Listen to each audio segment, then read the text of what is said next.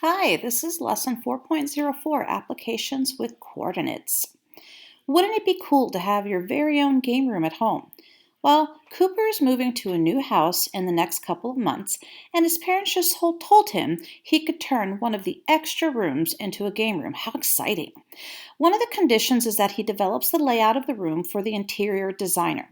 Let's help Cooper with the design to make sure he gets his game room by helping him organize the design on a coordinate plane.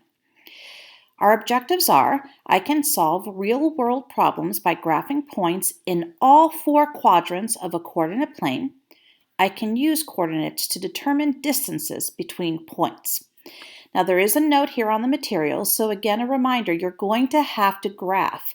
So if you do not have your own graph paper, just go up here to Tools, and you can go ahead and click on the Download Graphing Paper and go ahead and print it. So if you can't find any anywhere else, they are available for you there. Design layout. Have you ever heard of dot art? Cooper is taking an art class at school and just learned all about dot art. Check out his latest creation. He decides that he is going to design the game room using dot art on a coordinate grid. That way he can make sure things in the room are distributed evenly. He plans to have a cabinet, a couch, a TV, an air hockey table, and an arcade game. Let's see what it comes up with. I wish I had room for all those things in my house. Okay, so when you click on that button there, it tells you how he went ahead to make his game room. I'm going to X out of this part right here and click on the magnifying glass. So this is what his room looked like. A coordinate plane with objects in a room. So you can see where he has his TV. It must be a pretty large one. He's got a sectional looking couch over here. This is all in quadrant 2. Let's go ahead and look at quadrant 1. Here's the door. So this must be where you enter the room. There's a cabinet here. If you go straight from walking in, we're now in quadrant 4. This is where the air hockey table is. Then you have a foosball table that is partially in quadrant 4 and in quadrant 3. And what else is left in quadrant 3 down here is the video game arcade and a stool for him to sit at to play his video game. So if you want to see how he went about graphing that, when you go through your video lesson, you can go through and show the text version of this, and it tells you how he went about making his arcade, his game room, I should say. All right, let's look at some examples. Example 1. Cooper's parents just bought a new swing set for the backyard. His dad decided to put 4 garden wind spinners around it. He drew a coordinate plane to help him see where to place the spinners. Help Cooper's dad to place the spinners at the following points. Now over here, everybody, you see 4 ordered pairs. The best way to know to see if you're actually able to graph properly is really to pause this video right now, and on your graph paper that you should be ready with, go ahead and graph those 4 ordered pairs. This way, when we click on the plotting the points, you can actually check to see, hey, did I graph these correctly? So if you're going to do that, which you really should, pause now. All right, so let's see. So if you graph correctly, this is somewhat what it should look like. Not somewhat, it should look exactly like that. So they said that he has a swing set, and the swing set's going to be at the origin at the order pair 0, 0.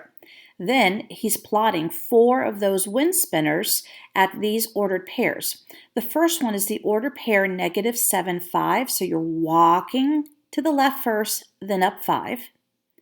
The second order pair is the order pair 7, 5. Those are both positive, so you walk to the right, then up. The third order pair is 7, -3, so it's positive, negative. Walk to the right, go down 3. And the last one is the order pair -7, -3. So we walk to the left and then down. Let's look at example 2. The local park is creating a new walking trail. The town mayor asks the town architect to design the trail for the next meeting. The trail needs to start and end near the park entrance.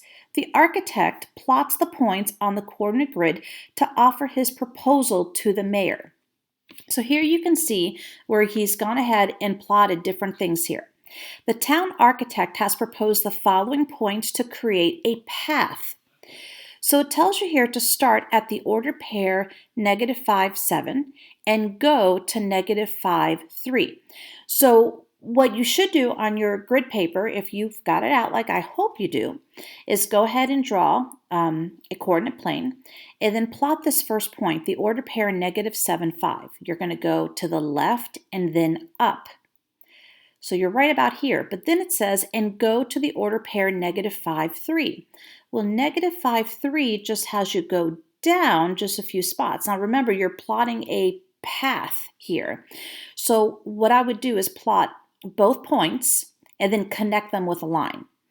After you do that, then go from the order pair -5, 3, so we are right here, -5, 3 is where my cursor is pointing to, and it says to travel to the order pair 5, 3. So you're going to go ahead and plot the point 5, 3, which is here, and then you're going to connect that line. So you're going to go straight across. So pause your video now and go ahead and take a moment to plot these points and connect them in the order that you are plotting them, and then you can check your answer. This is what you have here, what it should look like. So here they did not connect the dots. They might do that on the next example or the next part. So this is the path that you would be taking. So let's go to the next one. So again, Cooper shows his design to his parents. They love how he has arranged the items. Before giving it to the designer, they ask him to connect the points and then find the measurement of each item so that it is accurate and easy to read. Let's start off by connecting the points. So that's what he did there. This is the same image that we had for Cooper's room earlier that we looked through. His air hockey table was here, the foosball table here, and so forth. So what he did is he went ahead and just connected the dots for each item. So now it's asking us to look at the previous examples to see how connecting the points helps. So this is the example that we just did on your own on the previous page. It says, once Cooper's dad puts up the spinners, he decides to add a divider. He wants to use the spinners as guides. Did you notice that the points Cooper's dad plotted have similarities?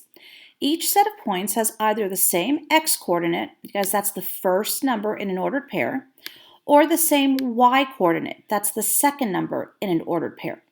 These will form either a straight horizontal or vertical line when connected. So if you look at the first set of ordered pairs, this is the first one that I just highlighted, I want you to notice that the 5s are the same. So that's the same y-coordinate. Please look at the first numbers though. This one says -7. The second ordered pair says 7. They're not the same. So -7 would be like walking to the left. +7 is walking to the right. Those two numbers are actually, and we're going to learn this in a little bit, 14 spots away from each other. So you have to pay attention to those negative positive symbols. When you look at the second ordered pair, it was the x-coordinates that were the same. They were both 7. In the third ordered pair, the y-coordinates are the same at -3. And in the fourth ordered pair, the -7 is the same coordinates, the same x-coordinate. So now connecting the points. So what they're going to do is go ahead and connect those dots like we may have done on the previous page. Cooper's dad connects the points using a line segment to have a better idea of what the border will look like. So there you go. So this is where his swing set is right here. These are his 4 wind mills, or what did he call them? Wind something or others, I can't remember. And then you've got the house that is down here. Example 2. So now it says, remember the trail at the park. Let's see what that would look like if we connected the dots. So I think I kind of told you guys to connect those last time. So let's see if your image looks like this one. And voila. So here you go. So it looks like it's a nice trail where you're walking around the picnic tables over here to maybe a waterfall, going up to trees and so forth like that. So really the purpose of this lesson is to be able to plot ordered pairs in all 4 quadrants, and that's what we're doing here. And you're connecting the dots right now. So let's go on to our next chunk. So now we're going to switch gears a little bit. Now we're going to find the measurements, quadrant 1. So we're going to find how far away things are from each other. Cooper has one more task on his drawing. He needs to find the measurement of the line segments in his design. Let's help figure this out one quadrant at a time. The door's length can be found by determining the distance between the 2 points. You can find the distance between the 2 points using different methods. So method 1 is counting the spaces. Method 2 is subtraction. So if you remember, this is what, it only shows part of the graph, but this is where the door is. When you're counting the spaces, you really could just start here. So you don't count this as 1. Imagine you're standing here. Every step that you would take to go to the next circle dot here, the next plot, you would count. So it would be 1, 2, 3, 4. 4 units long. So counting is actually relatively easy. So let's go ahead and listen to this clip. You can determine how far 2 points are from each other. You will see that the door is 4 units. Start on the ordered pair 6, 15 and count the number of spaces or units from that point to 10, 15. 1, 2, 3, 4. Okay, so that is one way of doing that. Then the method 2 is subtraction. So this one's going to be the one that is a little bit different, and it might sound a little bit more complicated, and you don't always have to use this method unless if, and you'll notice, you are working in different quadrants as well. So let's look at this one, the cabinet's length right over here. So now we're doing the cabinet. So if you recall on the door, we counted the spaces. So when you're counting spaces, you're just counting and so forth. It says from the order pair 11, 11 to 14, 11, there are 3 units. So let's find 11, 11. So 11, 11 is this one right here where my cursor is pointing. And if you're traveling to the order pair 14, 11, that's this guy here. So if you're counting 1, 2, 3, we know that this measurement is 3 units long. Because it is a rectangle, you know that the other 2 sides will be the same length. So for the other side, so if this is 3 right here, so is the bottom. This is 3 also. Now, on this one, we could also do the same thing and count this length going from the top to the bottom. So we can count. So remember, you're starting here, and we're not going to count that first step. So you're counting as if you're taking steps. 1, 2, 3, 4, 5, 6, 7, 8, 9. If this is 9, so is its opposite side. That too is also 9. So when you're adding all these numbers up together, you need to jot this stuff down. It's a lot to remember, but we determined that this was 9, this was 9, so 9 plus 9 gives us 18. This was 3 plus another 3, so when you're doing 18 plus 3, you get 21 plus another 3. The total units would be 24 if you're measuring all the way around this cabinet. Now, it's talking about subtraction method here. Remember, subtract the coordinates that are different. So I like to write my coordinates one above the other, to be honest with you guys. Here they did them side by side, but if you're putting them, so this is what we're looking at here. If you write them one above the other, you'll notice that the x coordinates are the ones that are different. This is an 11, that's a 14. Subtract them. 14 minus 11, so you're going to put the bigger number first. 14 minus 11 gives you 3. Since the 11s are the same, we don't, the second number, the y coordinates, we don't do anything with those. So we've got our 3 units. That is this top right here. And remember, it's the same as down here. So now we can do the vertical lengths from the top to the bottom. This is the order pair we're looking at. Look at the numbers that are different. So our x's are the same, they're both 14. The 11 and the 2 are different. So 11 minus 2 gives you 9. That's the same thing that we got when we actually counted.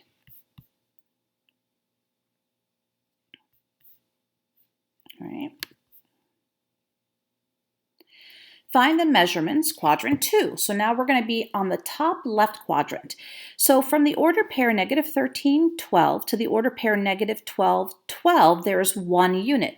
Again, when you're looking at this order pair right here, okay, so when you're counting, so we're looking at this guy over here, so negative 13, 12 is up here. and then negative 12, 12 is this one here. So you're just taking one step. So we know that this measurement is 1. When we're counting going down, again, it has a start here. 1, 2, 3, 4, 5, 6, 7, 8, 9. So we know that it's 1 unit by 9 units. Okay, now that's only for two sides. If you're going to measure going all the way around, you want to make sure that you know that this is 1, so is this one. This right here is 9, and so is its opposite side. But TV method 2, subtraction. So let's listen to this. In the second quadrant, some of the values are negative. So how would you subtract? Since you are finding the distance, remember distance is always positive. This means you have to take the absolute value of each negative value before subtracting. Review absolute value facts if you need to. From the point negative 13, 12 to the point negative 12, 12, take the absolute value of the negative 13 minus the absolute value of negative 12. This equals 13 minus 12, which is just equal to 1 unit. From the point negative 12, 12 to the point negative 12, 3, only subtract the positive 12 and 3. 12 minus 3 equals 9 units. Because it is a rectangle, you know the other two sides will be the same length. Okay, so just a reminder, remember absolute value is a distance of how far away a number is from 0. So when you're looking at negative 13 is just 13 spots away from 0. That's why when they were subtracting it, it becomes just a 13 because it's just a distance. It's how far away it is. So just a review on absolute value facts. Remember, because absolute value is a measure of distance, the absolute value of any number except 0 will always be positive. Because 0 is 0 units away from itself, the absolute value of 0 is 0. And the symbol for absolute value is using two vertical bars. So you can see these upright vertical bars that are surrounding, in this example, the variable a. If you go up to the problem before, you can see these absolute value bars here that are surrounding the negative 13 and again the negative 12. So if you, says here, select here if you need to see how this applies to calculating distances for the couch. So you do have some other options here that you can go ahead and look. So if you look here, it gives you another example of how you could figure this out using the counting spaces method if you need additional help. So there are some additional things there, and the subtraction method as well. So if that's something that you want to look at for another example, it does have it labeled for you pretty clearly, both methods. So just keep track of page 5 out of 9. So you might want to jot down page 5 on the side if you want to get another example. So you can go back and do this during the lesson module. All right, finding the measurements, quadrant 3. Now remember, quadrant 3 is our complete negative quadrant. That's on the left bottom, so the bottom left. So that means the x-coordinate is negative and so is the y-coordinate. So both numbers are negative. Let's use the counting method for quadrant 3. The stool is a square, so all sides are the same. Just work with any two corners. So they used from the ordered pair -7, -9, and they went to -5, -9, and there are 2 units. So if you're looking at this here, and it did say earlier, you can use any one of the 4 sides because they're going to be the same. You'll notice here that the measurements are the same. So if we start here, which is what our first ordered pair told us to use, and we travel to the right, 1, 2, it's 2 for this measurement. That means it's 2 going down, 2 across, 2 going back up. The video game. So now we're talking about this one here. The video game area is also a square, so all sides are the same length. Just work with any 2 corners again. So they did the ordered pair -13, which is this guy, to -8. And they went ahead and traveled to the ordered pair -9, -8. So they went this way. So if you're counting, 1, 2, 3, 4. So we know that this measurement is 4. Well, so will the other side. So if you're trying to find the total perimeter, the total measurement, you would just do 4 times 4 because there's 4 sides on that. And then quadrant 4. Let's use subtraction for finding the dimensions of the air hockey table. So we've got this guy right over here. So instead of counting, which is an option, we're going to go ahead and practice the subtraction method. So if we're starting at the order pair 5, -4, which is right here where my cursor is pointing to the order pair 10, -4, which is this guy right here. Now we can count and say that it's 5 units. So my suggestion would be is practice to see if you're coming up with the same numbers. So if you look here, again, I prefer to write these numbers one above the other because it's easier for me to see what's the same, what's different. But you'll notice that the X numbers are the different ones, 5, 10, whereas the Y is -4, -4. So if you've got a 5 and a 10, rearrange them and do 10 minus 5, and you get 5 units, which is exactly what you're going to get if you were to count those spots. And then going from the order pair 10, -4, which is this guy, and traveling down to 10, -13 is right over here. So I'm going to highlight this part here. Notice that the 10s are the same, so we're going to subtract the y coordinates. Now remember, this is a distance, so you're subtracting their absolute values. The absolute value of -4 is 4. The absolute value of -13 is 13. So you're really just doing 13 minus 4, and it gives you 9. All right, so now this is the tricky one. If you notice the foosball table, it's in more than one quadrant. It's actually in part of quadrant 4 and quadrant 3.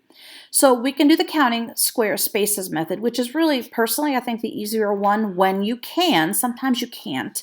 So again, if we're going to do that, we can just count. So if we start here, 1, 2, 3, 4, 5, 6. So we know the top measurement is 6.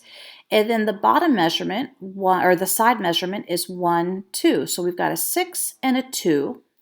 This will be 6 and that will be 2. So 6 plus 6 is 12, plus 2 plus 2 gives us 16. So that would be the total dimensions going all the way around.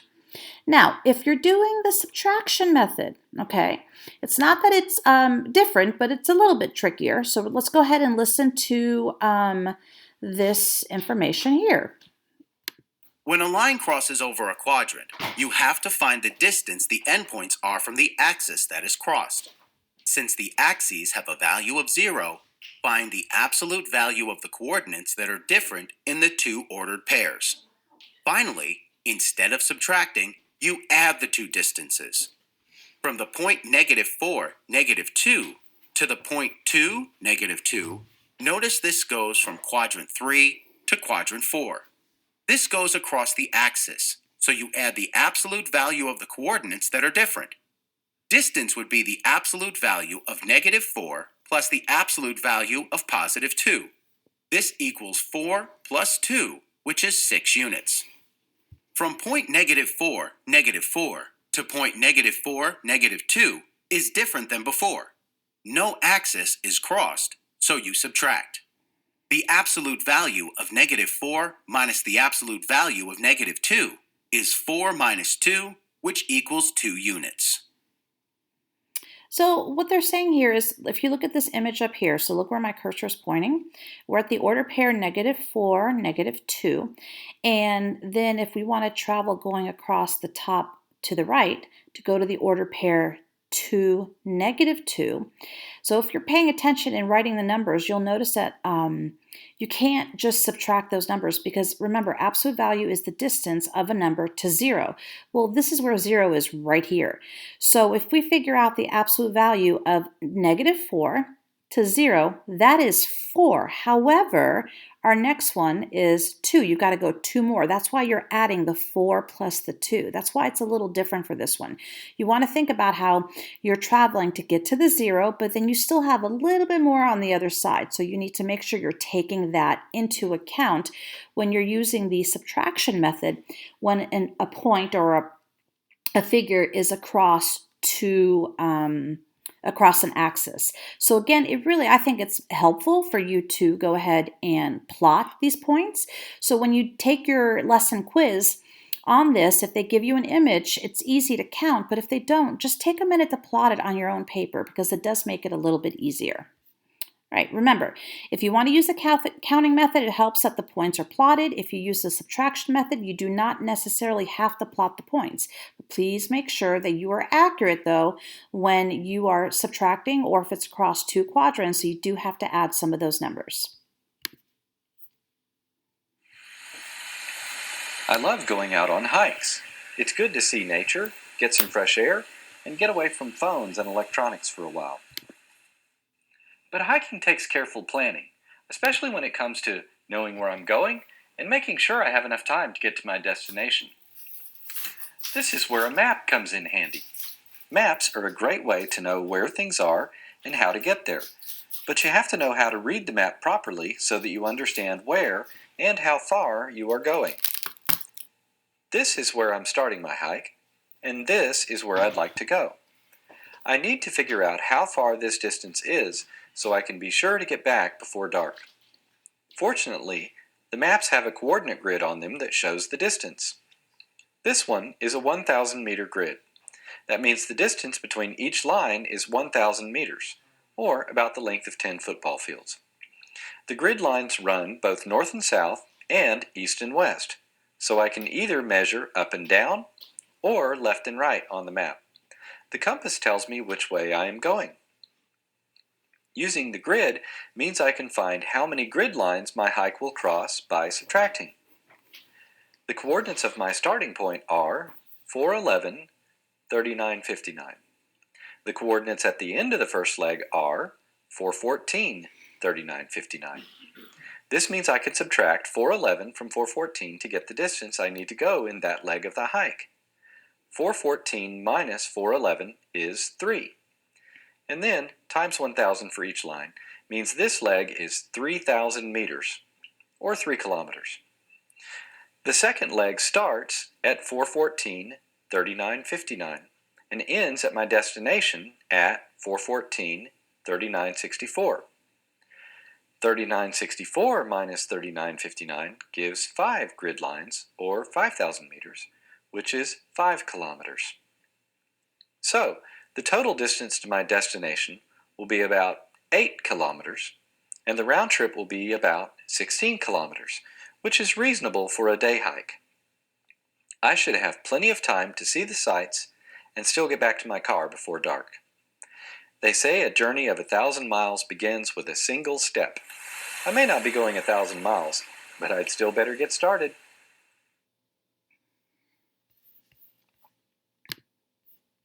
Okay. So now this is where jot down page 9 or page 7 of 9. This is where you need to do your own practice problems because again, if I do them for you, you're not going to get any benefit out of it. This is where you get to practice to see if you're actually correct and accurate. So this first question says, remember Cooper's swing set, calculate the distance between the wind spinners.